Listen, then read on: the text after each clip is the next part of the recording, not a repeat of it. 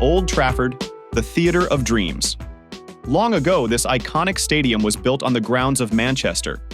It holds a long and vast history in the game of football and has earned its iconic status as one of the all-time great constructions in the history of football.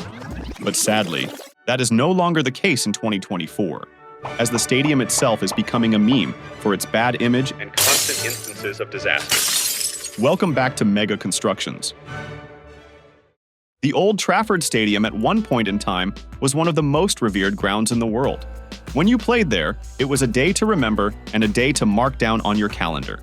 Its legacy only grew with the icon, Sir Alex Ferguson, as he created history for decades inside Old Trafford, in what was later nicknamed Fergie Time. Things were perfect, but like Sir Alex's iconic run, not everything lasts forever. The current state of the stadium has left fans wondering if the stadium as a whole will be knocked down and rebuilt entirely from scratch, or if they are just going to renovate it. What exactly happened to bring us to this dire situation? Let us look at the events. The stadium began running into several problems over and over again, and it just seemed like the club was ignoring it for the most part. Nothing was being addressed while disasters were happening. Just recently, there was a massive leak in the stadium, which was pouring in rainfall on the spectators as if they were sitting under a waterfall. Not only was the infrastructure no longer solid enough, but even the cabling itself as well as the electricity supplies were breaking down. The building had reached its expiration date. Like all historical monuments, time breaks everything down. It wasn't until the legend himself, Cristiano Ronaldo, decided to speak out against his former club did the world pay attention to the real issue at hand. Ronaldo had returned to his club after a 15-year absence, where he established himself as the GOAT of the sport. He was expecting to continue his legacy and glory with his former love. Manchester United wasn't the same.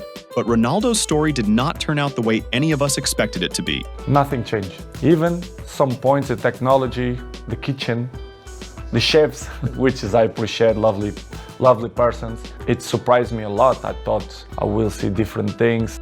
Ronaldo came back expecting to see the development and evolution of his former club. But he was shocked to see that after 15 years, everything was the same. The stadium was exactly the same way he left it. The layout and design were the same. The infrastructure was the same. The facilities were the same. And even the kitchen and chefs were the same. He spoke out against the lack of development, pointing the blame at the owners of the club who were pocketing the profits and barely putting anything into Manchester United. And what he did changed the course of history forever. Ronaldo faced backlash like never before for speaking out against the club and its lack of development and improvement.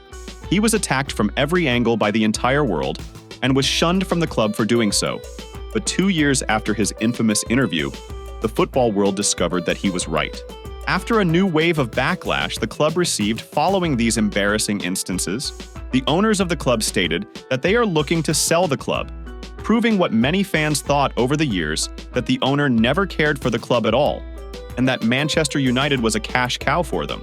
With the news of the owners selling, fans of the club began thinking about their most apparent issue, the stadium. What will come of it?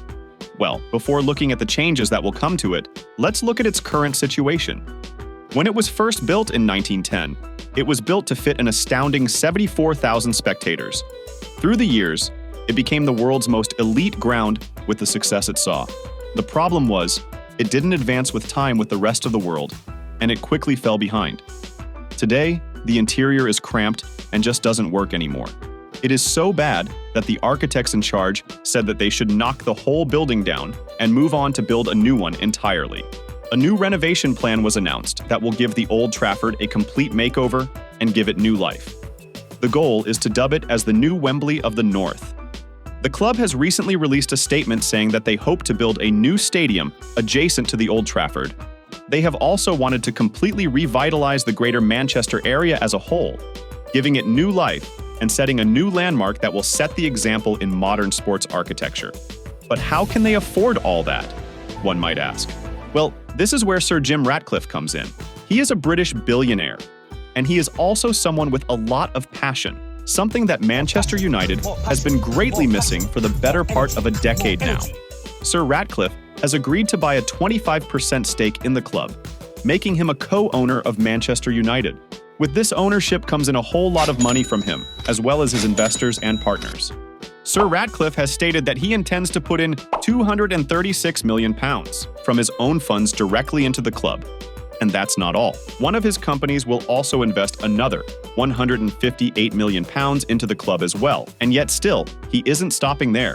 He also has high hopes that he will be able to secure and get financial help from the government as well, since the club is one of England's most famous establishments and one of their biggest sources of pride. This idea also comes from the fact that the stadium will also become a national arena and a great historical landmark, just like the Old Trafford before it. It would make sense that the government should invest heavily in it, as it could attract tourists and bring in a whole new line of revenue to pour into the economy. After all, football is the country's most important thing, and they would die for it over there. Now, this is how they are hoping to secure the funds for the new stadium, which is rumored to cost around a staggering €3 billion. But what about the architectural plans itself? Well, the first official step that was taken is already something that is extremely promising and has given fans all over the world some hope.